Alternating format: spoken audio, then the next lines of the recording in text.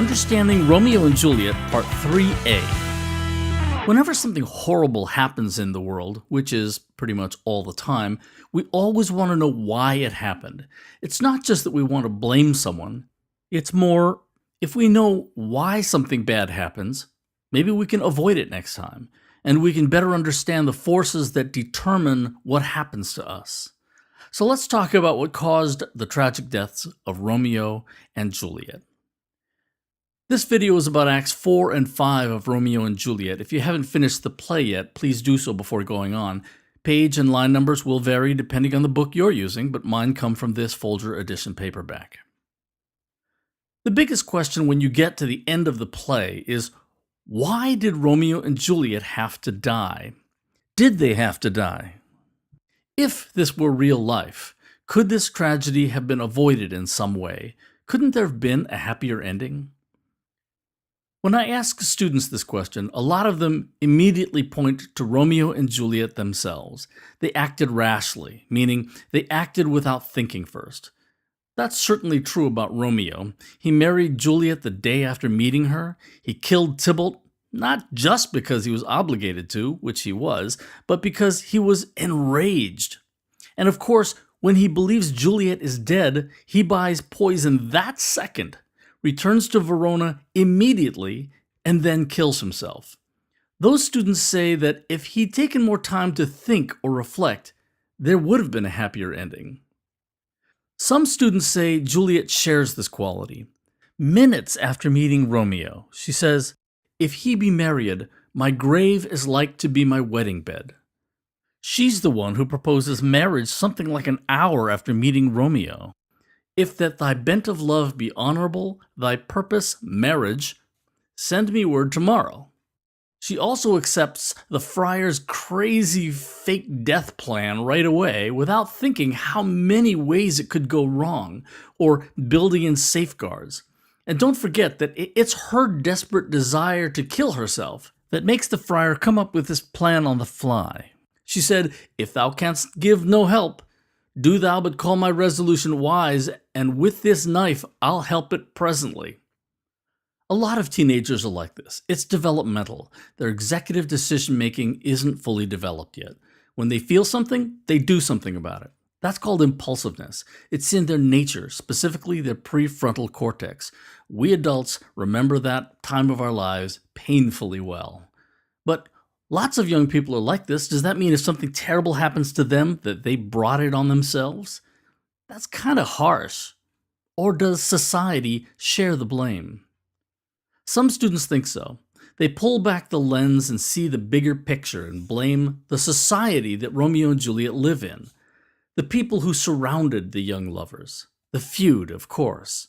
But also the prince who lacks the courage to put a definitive stop to the fighting and who later blames himself for winking at their discords, meaning turning a blind eye to their feud.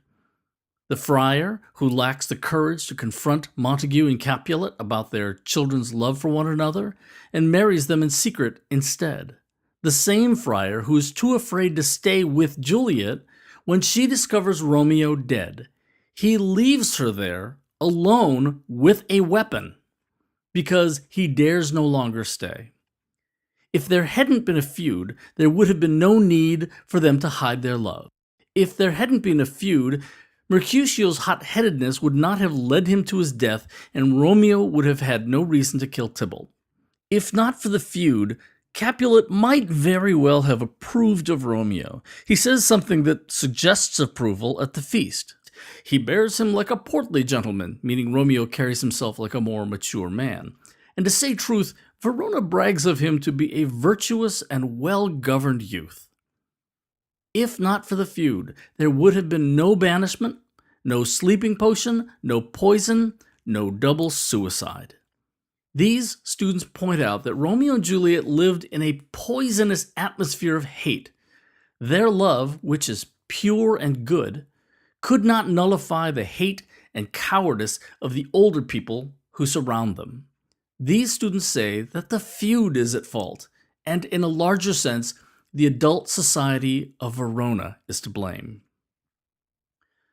But Shakespeare gives evidence for a third option. He suggests that nothing they could have done could have stopped this tragedy from happening. It was unavoidable. It was fate or destiny. From the very first words of the play, the prologue, Romeo and Juliet are described as star-crossed lovers. Elizabethans sort of believed in astrology, you might say. They thought that our destinies were written in the stars. Romeo and Juliet's stars crossed paths, and the ending of their story was predetermined. This is what predetermination means. The characters themselves speak of fate or destiny often, especially Romeo. In Act 1, Scene 4, Romeo says that some consequence hanging in the stars shall bitterly begin his fearful date, and expire the term of a despised life, closed in my breast by some vile forfeit of untimely death. But he that hath the steerage of my course direct my sail. So he seems to believe at that moment, before he even meets Juliet, that something is going to happen that will result in his untimely death. And yet he calls upon the forces that are steering his ship to take him where he is meant to go. In Act 3, Scene 1, Romeo speaks of his black fate. After he kills Tybalt, he says he is fortune's fool. Fortune. You've heard of the Wheel of Fortune? No, not that one. This is a medieval illustration of the Wheel of Fortune. See how the people on the left are having good luck and they're going upwards, and the people on the right are going downwards? Sitting on the left, turning the wheel, is Fortune, or Fortuna, or Lady Luck, the personification of fate. And she's playing with Romeo like a toy. In Act 5, Scene 1, when he is told that Juliet is dead, he says, "Then I defy you, stars." He's talking directly to the stars and the powers that control his destiny. He's saying that he thinks that it's his fate to be separated from Juliet by death, and that he is going to defy his fate by joining her in death. So Romeo himself believes this is all happening because of fate.